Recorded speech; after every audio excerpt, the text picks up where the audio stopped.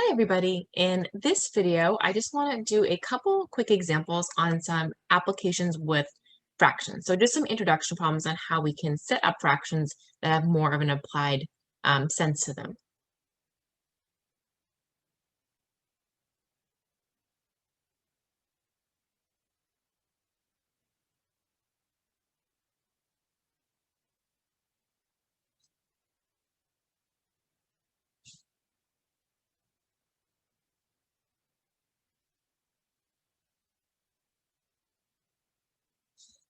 And these examples have more to do with the setup, not so much to do with operations at this point.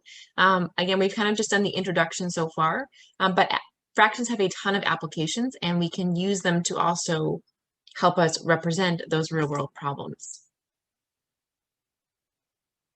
All right. So for example,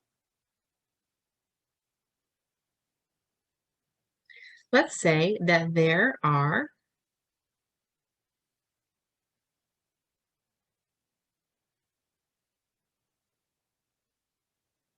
1,000 students in a school, and 200 of them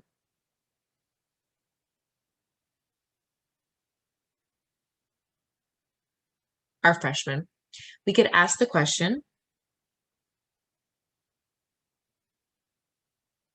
what fraction of the school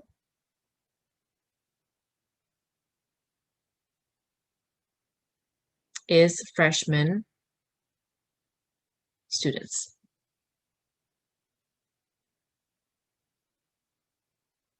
So what you want to remember here with fractions is fractions are always set up as some sort of part to whole.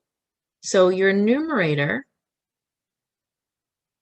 represents that part, and your denominator represents that whole, or you can also think of it as a total. So whatever everything would be altogether. Now for this particular problem, the part that we're looking for would be the freshman, right? So our question is, what fraction of the student is freshman? So that's the part that we're focusing on here. So we're looking actually at the number of freshmen to the total in this case, or whole number of students in the school. So we have 200 freshman students and we have 1,000 students altogether. Now, this is also something that I can simplify. So a nice little shortcut here, if you have a fraction or a division problem that has zeros on the end of it, and again, we're dealing with whole numbers, then you actually can cancel those zeros in pairs. So I can cancel 1 0 in the numerator and 1 0 in the denominator at a time.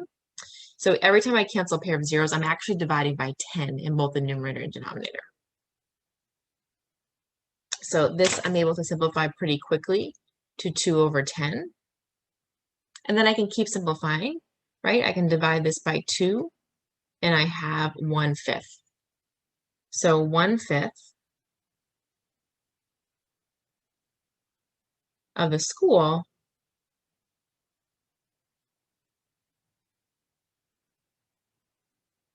is freshman students.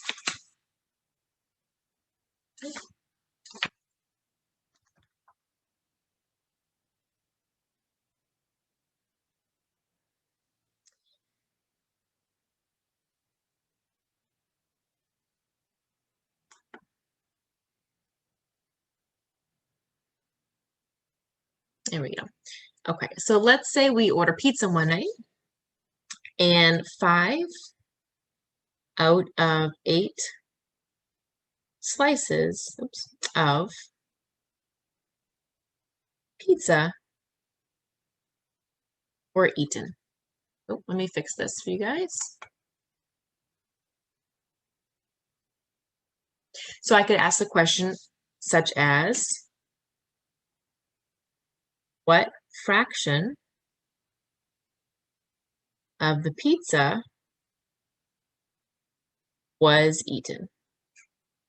So again, we're looking at a part to a total here.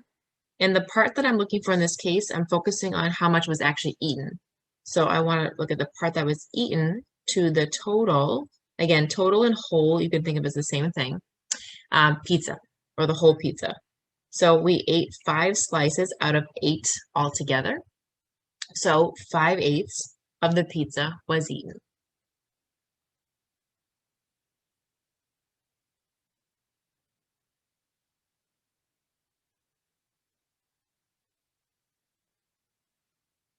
Now I could also ask the opposite question and ask what fraction of the pizza was left. So when we set up our fractions for these application or word problems, we just want to be careful to see what are we focusing on here. So in this example now, we're not looking at the part that was eaten, we're looking at the part that was left. So we still have this idea of part over whole or part over total. And my part here is how much was left out of the total slices. So I still have 8 total slices, but if I think about this, we ate 5 out of 8, so that must have been this 3 left over, right?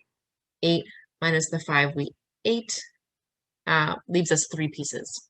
So we have 3 slices out of 8 left. So 3/8 of the pizza is left. So when you have an application problem, whether they're simple or more complicated, then you just really want to think about your part to your whole. And look at your question. What are you focusing on here? Are you focusing on the part that was eaten? Are you focusing on the part that was left?